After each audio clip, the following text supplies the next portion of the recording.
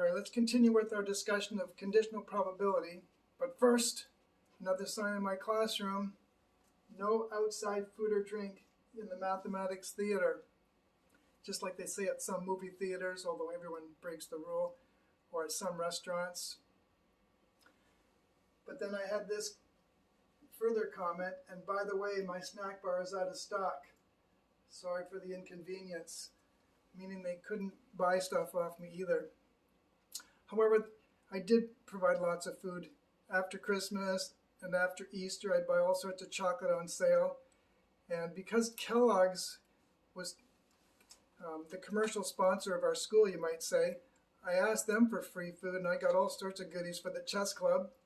And whenever I got Vector cereal or Vector energy bars, I shared those with my math classes, especially when we were studying vectors.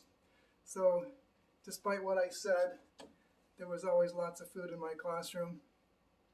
Okay, we showed before that the probability that a player plays chess, given that they play bridge, is equal to the number that played both chess and bridge divided by the number that played bridge. And we worked that out to be 20 that played both divided by 40 that played bridge. So that was essentially 50%, depending on how you want to write it. And then I divided both of these by 80 because given this condition, we're not counting the 20 that play euchre. So the total was 80. And that turned into the probability that play chess and bridge divided by the probability that they play bridge. Again, given that they play bridge in the first place, so there's no euchre involved.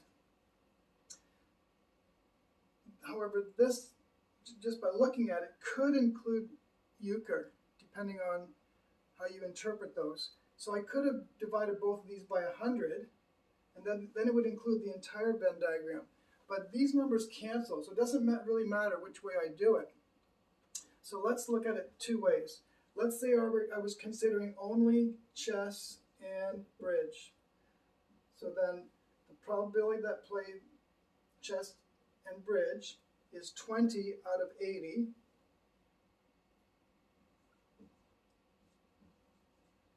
And the probability that play bridge is 40 out of 80. Now when you divide fractions, you keep the first one, the numerator, and instead of dividing, you multiply by the reciprocal because it gives the correct answer. Or you could just cancel the 80s, but this might be a little more clear. Now the 80s definitely cancel, one on the top, one on the bottom, and you get, of course, 20 over 40, or 50%. On the other hand, if you consider all three card games, then the probability that they play chess and bridge is 20 out of 100, so 20%.